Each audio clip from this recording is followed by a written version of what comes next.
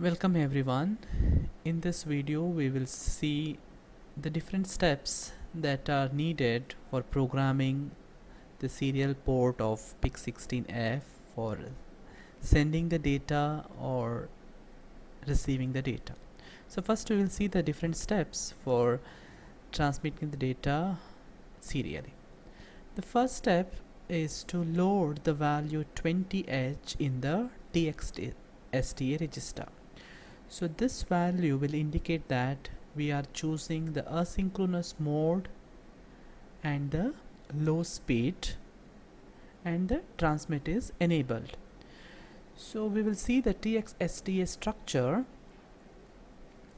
So if you see here, so we have to enable the transmitter. So here we have to write 1, then sync should be 0 because it is asynchronous mode, and we are choosing the low speed, so BRGH is 0.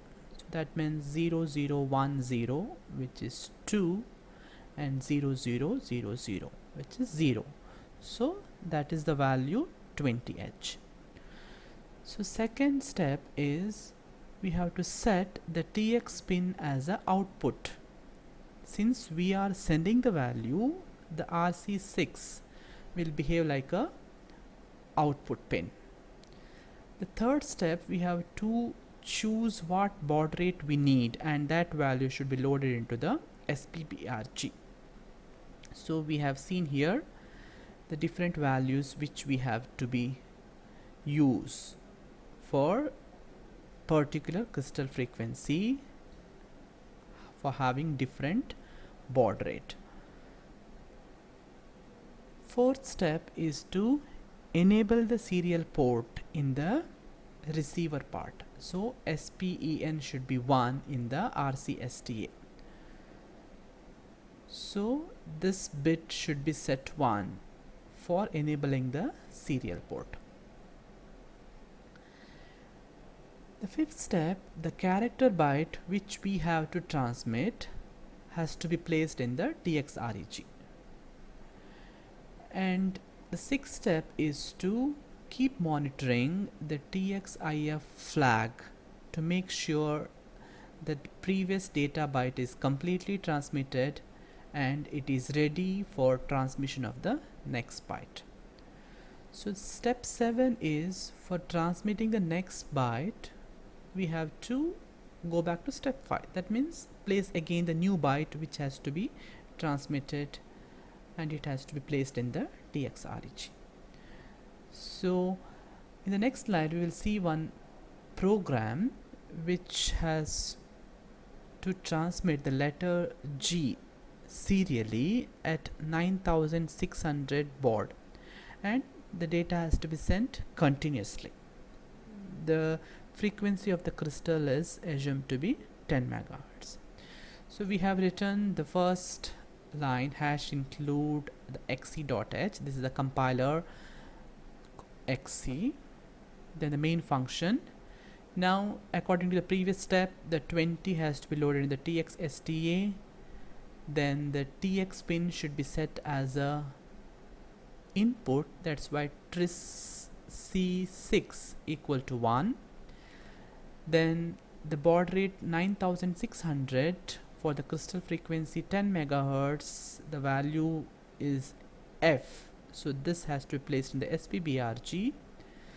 Then the SPEN bit should be set in the RCSTA, so it is RCSTA bits dot SPEN equal to 1. So now we are writing one while loop because of the condition that we have to send the data continuously. So the data G is placed in the TXREG, and we are continuously monitoring the status of the TXIF flags, that is PIR1 bits.txif. So as long as this bit is equal to 0, we will be in the loop, means we are waiting. When this bit becomes 1, that means the data is completely transmitted, so we will exit the loop and we'll come back again to the this step where G is loaded into the TXREG, and again it is transmitted continuously. So in this example, we will be sending a string, for example YES. So the same baud rate and same crystal frequency is selected. So here we have written one function SERTX, that means serial transmit. So these steps are same as we have discussed in the previous example, and we are going to send the string YES continuously, so while one loop is written, and we are sending the character YES. So this is been sent using the function name. So we have called the function SERTX. So here the function starts. So we have defined the function void certx unsigned char c. So here we are checking whether the TXIF bit is set or not. If it is not set, it will be waiting. Once it is set, it will exit the loop and comes here. The character byte is transmitted, it is placed in the TXREG, so it is ready for the transmission. So for every character the function is called. So for that purpose, here first we are checking whether previous byte is completely transferred or not before we place the new byte in the TXREG. So in this slide we will see how to receive the program serially. So there are some standard steps. The first step is to store the value 90H in the RCSTA. So this is for enabling the continuous receive in addition to the size of the data, which is a 8-bit. So we will see the RCSTA structure. Okay. So SPEN should be set for enabling the serial port, and CREN should be set for continuous receive enable. So 1, and this is 1, so 1001, which is 9, and all other bits are 0, that means 90. So that value is loaded in the RCSTA. The second step, we have to choose the low speed baud rate generator option, so TXSTA register is 0. The third step, we have to load the SPBRG for the desired baud rate. And the fourth step is to set RX pin as an input. Since we are receiving, so it is an input, that means RC7 pin should be set as an input.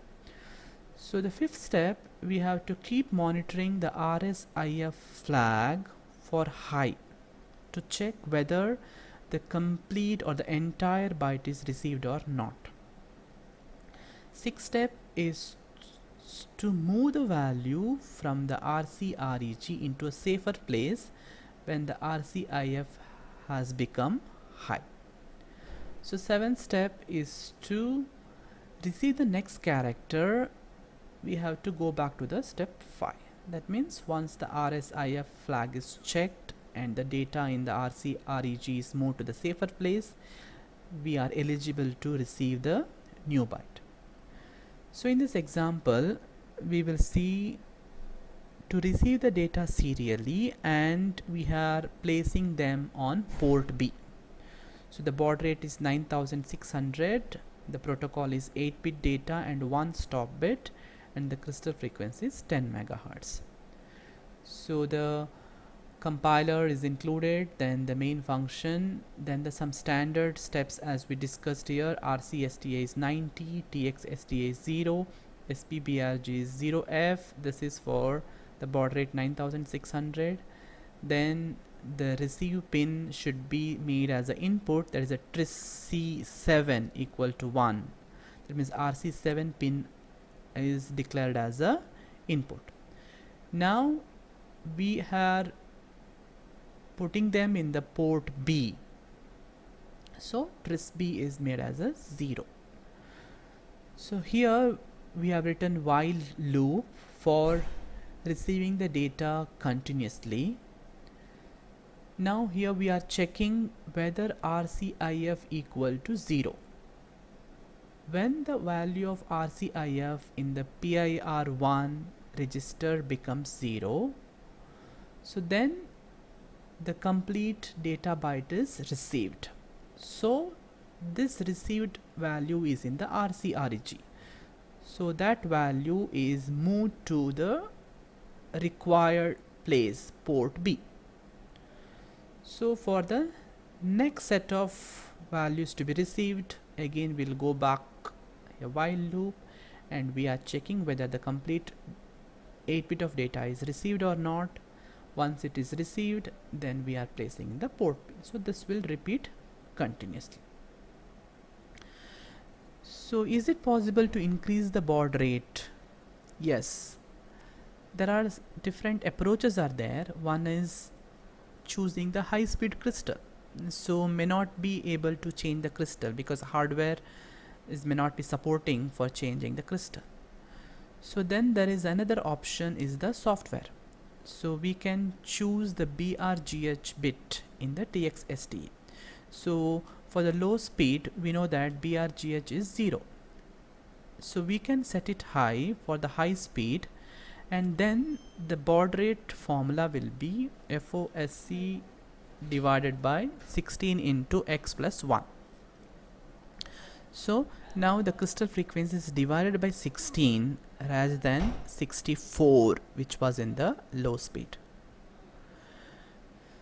So now here we will see whether any error is generated while calculating the baud rate. The answer is yes. This is because of the integer division that we are following in the baud rate generator formula.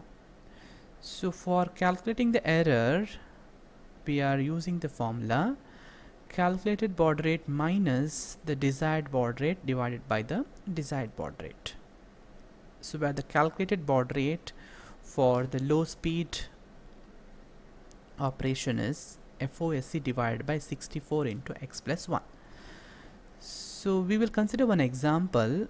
Suppose the crystal frequency is 16 megahertz and the desired baud rate is 57,600 bits per second, and if the asynchronous mode is chosen, and what if we have selected BRGH equal to 0?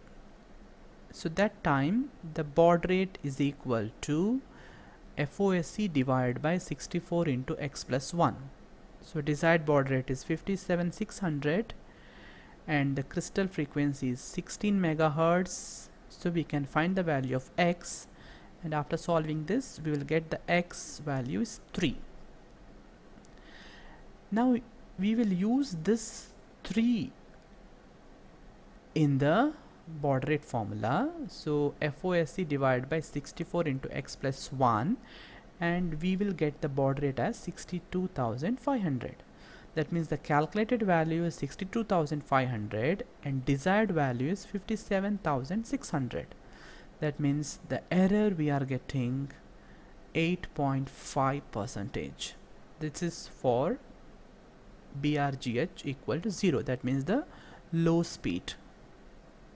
In case of high speed, for the same design parameters, we will get the value of x is 16, and if we substitute this 16 in the baud rate formula, we'll get the calculated baud rate is 58,824. So the error is now 2.1%. So from this what we have observed is, if the low speed is selected, then the error is 8.5%, and if high speed is selected, then the error is 2.1%. So error is minimized by choosing the high speed asynchronous mode. So this is the best choice to minimize the error. So here we will see the application of serial communication. So as we told in the initial slides that serial communication is most preferred for long distance communication. Suppose we